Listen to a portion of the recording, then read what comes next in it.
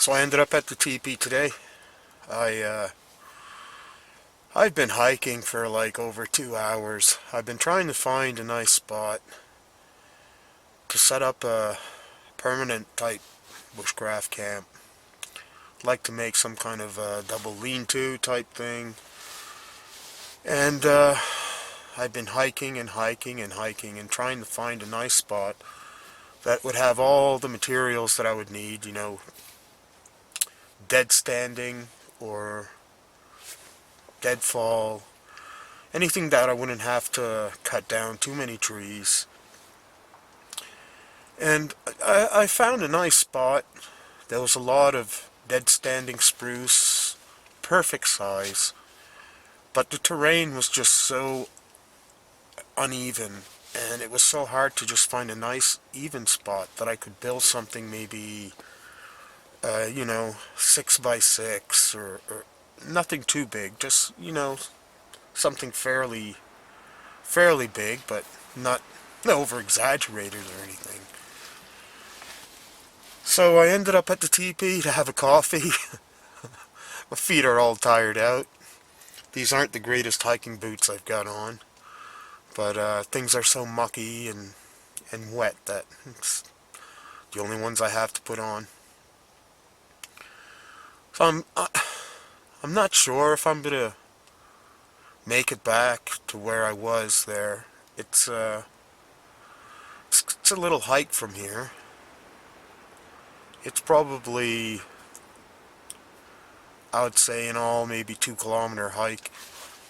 And when you're ducking under deadfalls and climbing over trees, it makes for a tiring hike. Especially when you're out of shape like I am. But I'd still really like to start on that project. I've been wanting to do it for so long. So I think I might eventually make my way back there and, I don't know, maybe assess the area a little bit more. Try to find somewhat of a decent spot. I'd hate to build in a dip or something because, the rain, it collects, it'll always be mucky, it'll always be wet, it'll always blah blah blah. So, like, the location is probably one of the most important things that you gotta pick out. Whether you have all the resources there to build what you want to build, or the location of it is going to be feasible for what you want to build. So I'll take this as a little learning curve. I've been out there, I know the area pretty well. So now it's to go back and find somewhere that's satisfying, that satisfies what I want to do, and actually start to build that. And hopefully I'll get to that soon.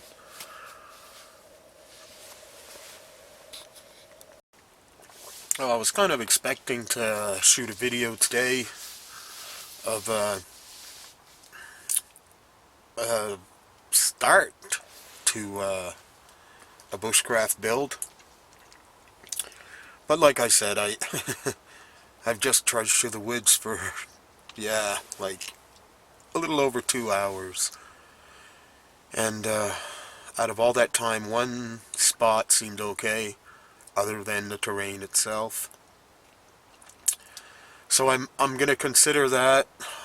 I'm gonna sleep on it because it's a fairly big project to take into hand.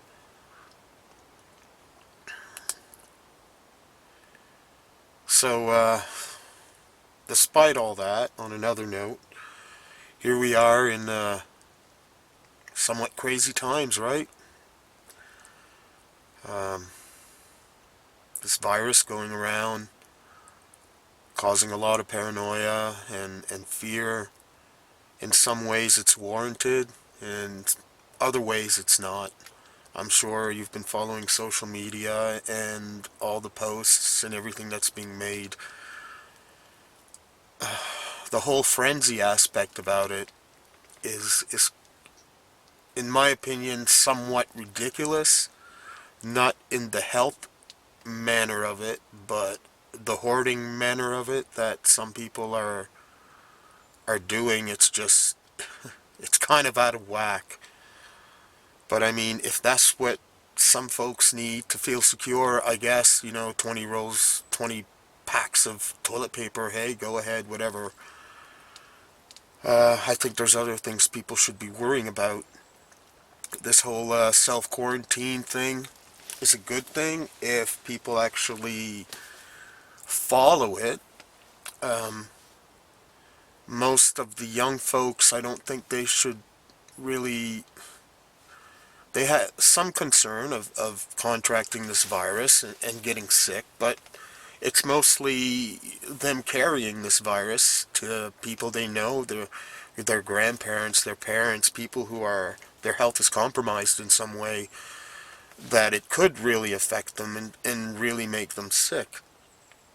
Uh, some people, I guess it's hard for them to be quarantined. I mean, if you're living in a heavily populated area, that you're touching that same doorknob that 300 people before you just touched on a daily basis, like an apartment building or something, I mean, there's lots of precautions there that you need to take care of. Other folks like us, like my family and I consider kind of lucky. We live, some people would say, in the boonies, in the sticks, so our contact with the big crowds and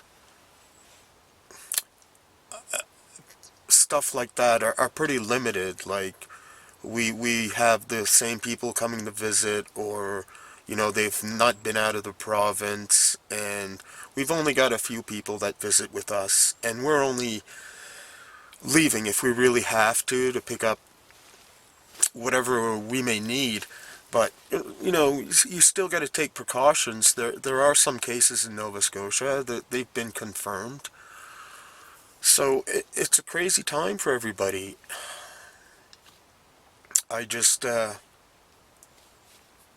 you just got to try your best, right? That's all you can do is put a little bit of effort and think of your fellow people around you and consider maybe they're not as healthy as what you are, and you could make them very sick if you were a carrier. But like I said, it's crazy times. Just don't get overwhelmed with all this, I guess you could call it fear-mongering in some instances. In some cases it's pretty ridiculous, but in other cases it's warranted.